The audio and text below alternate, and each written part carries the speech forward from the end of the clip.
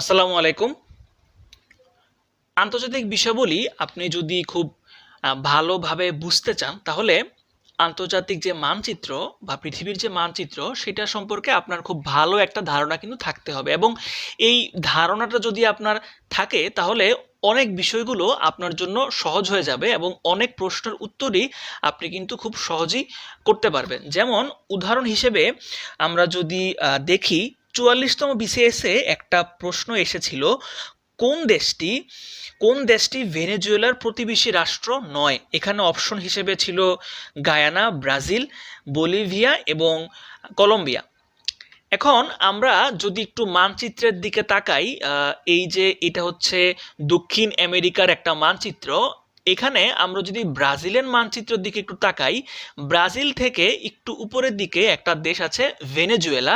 ভেনেজুয়েলার বাম পাশে একটা দেশ আছে কলম্বিয়া এবং ডান পাশে একটা দেশ আছে গায়ানা।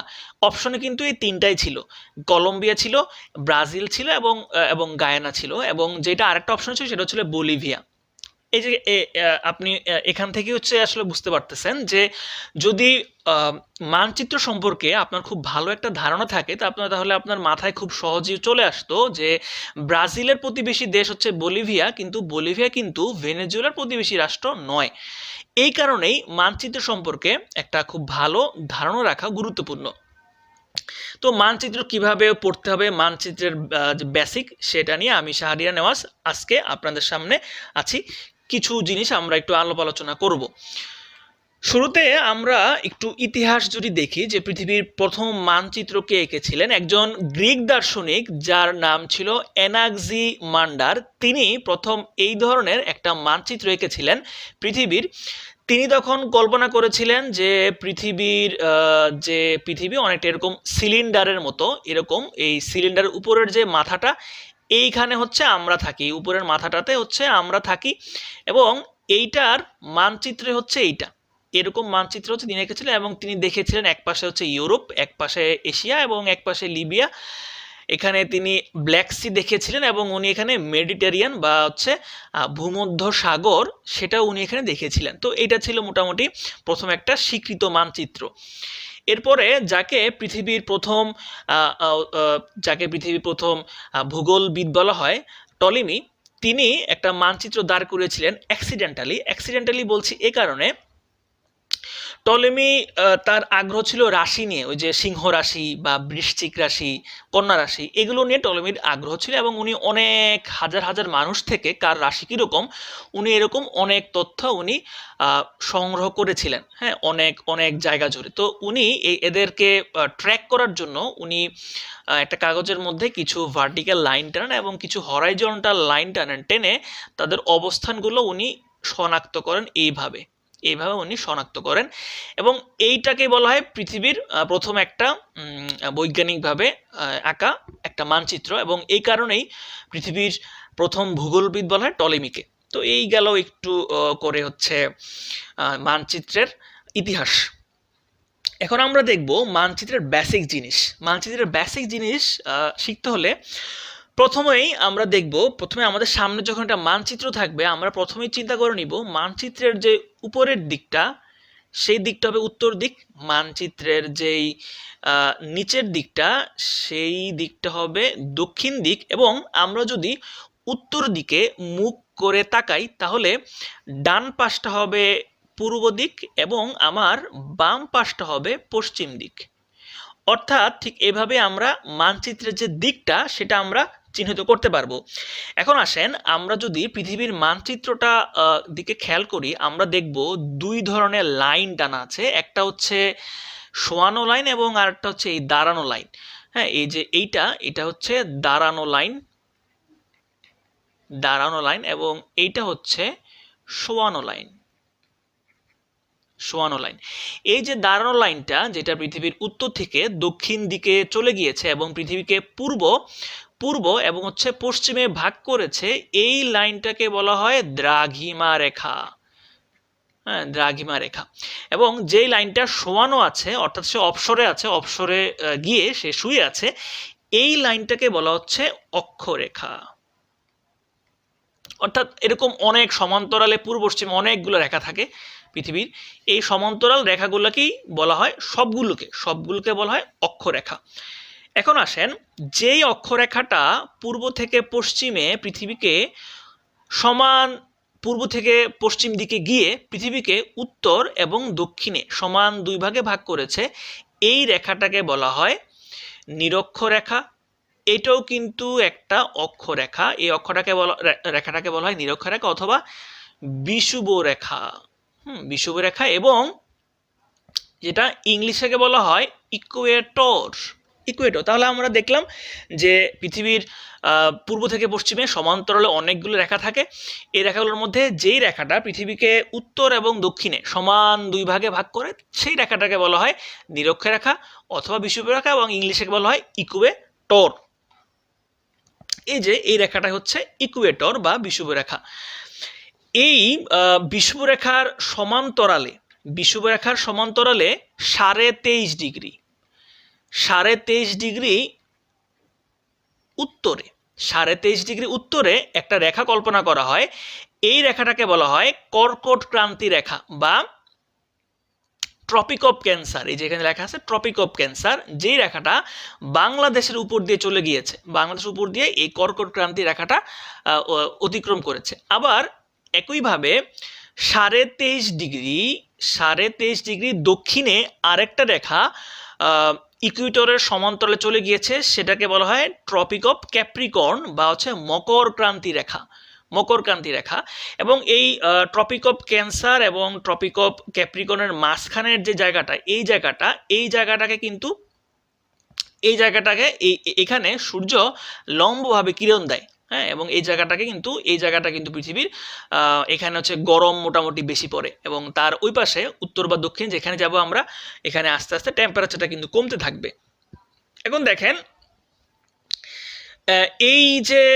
এই রেখা থেকে এই যে আমরা দেখলাম এতক্ষণ যে অক্ষরেখা, এই অক্ষরেখা কিছু গুরুত্বপূর্ণ রেখা আছে, যেমন 49 ডিগ্রি লাইন, 49 ডিগ্রি যে অক্ষরেখাটা, সেটাকে কানাডা এবং যুক্তরাষ্ট্রের সীমারেখা হিসেবে চিহ্নিত করা হয়। 49 ডিগ্রি যে লাইনটা, সেটা ঠিক কানাডা এবং যুক্তরাষ্ট্রের যে সীমারেখাটা সেটা চিহ্নিত করে। হ্যাঁ, 49 ডিগ্রি লাইন, এটা কিন্তু পরীক্ষার জন্য একটা গুরুত্বপূর্ণ প্রশ্ন, যে 49 ডিগ্রি লাইন কোন দুটো দেশের সীমানা রেখা হিসেবে চিহ্নিত। আরেকটা গুরুত্বপূর্ণ রেখা আছে 38 ডিগ্রি লাইন, বা যেটাকে বলা হয় মিলিটারি ডিমার্কেশন জোন, যেটা হচ্ছে উত্তর কোরিয়া এবং দক্ষিণ কোরিয়ার মধ্যে সীমারেখা, যেটাকে 38 ডিগ্রি লাইন বলা হয়, সেটা কিন্তু একটা 38 ডিগ্রি অক্ষরেখা। এরপরে 66.5 ডিগ্রি উত্তরে এবং 66.5 ডিগ্রি হচ্ছে দক্ষিণে দুইটা অক্ষরেখা কল্পনা করা হয়, যাদেরকে বলা হয় আর্কটিক সার্কেল। এই আর্কটিক সার্কেলের উপরের যে অংশটা, সেটাকে বলা হয় মেরু অঞ্চল, এবং উত্তরের যেটা থাকে সেটাকে বলা হয় উত্তর মেরু, এবং দক্ষিণে যেটা থাকে সেটাকে বলা হয় দক্ষিণ মেরু। এখন আসেন, তাহলে ওই যে দ্রাঘিমা রেখা যেটা, হ্যাঁ, দ্রাঘিমা রেখার মধ্যে একটা মূল মধ্যরেখা কল্পনা করা হয়, যেই মূল মধ্যরেখাটাকে প্রাইম মেরিডিয়ান, ইংলিশে বলা হয় প্রাইম মেরিডিয়ান, যেটা গ্রিনিচ, হ্যাঁ, লন্ডনের গ্রিনিচ যে মান মন্দির, যেটাকে জিএমটি বলা হয় সংক্ষেপে, তার ঠিক উপর দিয়ে চলে গেছে। এই মূল মধ্যরেখাকে ধরা হয় 0 ডিগ্রি দ্রাঘিমা রেখা, বা এটাকে বলা হয় মূল মধ্যরেখা, এবং এখান থেকেই সময়ের যে গণনা, গ্রিনিচ মিন টাইম, সেটা হচ্ছে গণনা করা হয়। যেমন এই যে রেখাটা, এটাই হচ্ছে সেই 0 ডিগ্রি বা হচ্ছে মূল মধ্যরেখা। এটা হচ্ছে প্রাইম মেরিডিয়ান, এই যে একটু আগে এটাই দেখলাম। এবং এই যে ইকুয়েটর থেকে কোনো জায়গার যে কৌণিক দূরত্ব, এই কৌণিক দূরত্বকে বলা হয় অক্ষাংশ। এবং আমরা যে কোনো জায়গার কৌণিক দূরত্ব থেকে কিন্তু ওই জায়গাটার অবস্থানটা বের করতে পারি। অর্থাৎ এই যে নিরক্ষরেখা, এই নিরক্ষরেখা থেকে কোনো জায়গার যে কৌণিক অবস্থান, সেটাকে কিন্তু বলা হয় অক্ষাংশ। একটা দ্রাঘিমা রেখা আছে, যেটাকে বলা হয় আন্তর্জাতিক তারিখ রেখা।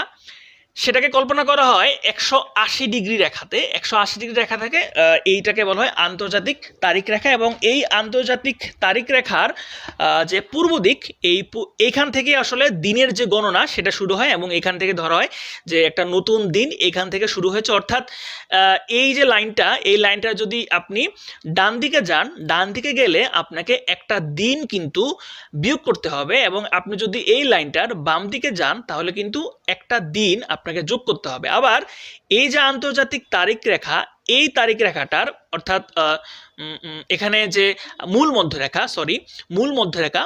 মধ্যরেখার যদি আপনি ডান দিকে যান তাহলে আপনার কিন্তু সময় যোগ করতে হবে, অর্থাৎ জিএমটি প্লাস হবে। এবং আপনি যদি বাম দিকে যান অর্থাৎ পশ্চিম দিকে যান তাহলে কিন্তু হবে জিএমটি মাইনাস। যেমন লন্ডনের সময়ের সাথে বা জিএমটি সময়ের সাথে আমরা হচ্ছে জিএমটি +6, অর্থাৎ আমরা 6 ঘন্টা হচ্ছে আগানো। এখন প্রশ্ন আসতে পারে যে এই যে আন্তর্জাতিক তারিখ রেখাটা, এইটা কেন এরকম বাঁকা হলো, কেন এরকম সোজা হলো না? দেখেন, যদি এরকম সোজা হতো তাহলে এই যে দেখেন এই রাশিয়া, দেখা যেত যে রাশিয়া একটা দেশ কিন্তু একই দেশে দুইটা তারিখ রেখা হয়ে গিয়েছে। এই ঝামেলা থেকে বাঁচার জন্যই এই তারিখ রেখাটা এমনভাবে গিয়েছে যে যেটা কোনো দেশকে ক্রস করেনি, অর্থাৎ একই দেশে যাতে দুইটা টাইম জোন না হয়, সেই কারণেই আন্তর্জাতিক তারিখ রেখাটা এরকম হচ্ছে বাঁকা হয়ে গিয়েছে। এই ছিল মোটামুটি মানচিত্র, তার হচ্ছে বেসিক। এখন আসেন আমরা কিভাবে মানচিত্রটা পড়ব।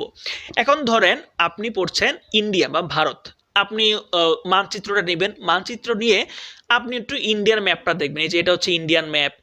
এইখানে ইন্ডিয়ার এক পাশে হচ্ছে বাংলাদেশ, এক পাশে নেপাল আছে, এক পাশে চায়না আছে, এক পাশে ভুটান, এক পাশে হচ্ছে পাকিস্তান।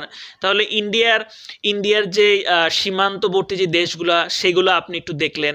তারপরে এখানে যখন আপনি দেখবেন ইন্ডিয়াতে কিছু গুরুত্বপূর্ণ সীমারেখা আছে, যেমন ইন্ডিয়ার সাথে অরুণাচল প্রদেশে চীনের যে সীমারেখাটা, সেই সীমারেখাটার নাম হচ্ছে ম্যাকমোহন লাইন। এটা একটা গুরুত্বপূর্ণ প্রশ্ন যে ম্যাকমোহন লাইন কোন দুটি দেশের সীমারেখা। তো আপনি যখন এই সীমারেখাটা পড়বেন তখন আপনি চট করে আন্তর্জাতিক যে মানচিত্রটা আছে সেটা খুলে আপনি দেখে ফেলতে পারেন যে এখানে কোনটা কোন লাইন নামে। আবার পাকিস্তানের সাথে কাশ্মীরে ইন্ডিয়ার যে সীমারেখাটা সেটাকে বলা হয় লাইন অফ কন্ট্রোল। তাহলে আপনি মানচিত্রটা খুলে দেখলেন যে কোনটাকে লাইন অফ কন্ট্রোল বলা হচ্ছে। আবার চীনের সাথে ওইখানে সীমারেখাটা তাকে বলা হয় লাইন অফ অ্যাকচুয়াল কন্ট্রোল। তাহলে আপনি এই মানচিত্রটা খুলে আপনি দেখে নিলেন যে এই যে লাইন অফ অ্যাকচুয়াল কন্ট্রোল সেটা কোন দিকে। আবার ধরুন এখানে পাকিস্তান এবং আফগানিস্তানের সাথে একটা সীমারেখা আছে, এই যে লাল যে অংশটা, এটাকে বলা হয় ডুরান্ড লাইন। এটা একটা পরীক্ষায় এসেছিল। এটাও আপনি দেখে নিলেন যে এটা কোন সীমারেখা, ডুরান্ড লাইন।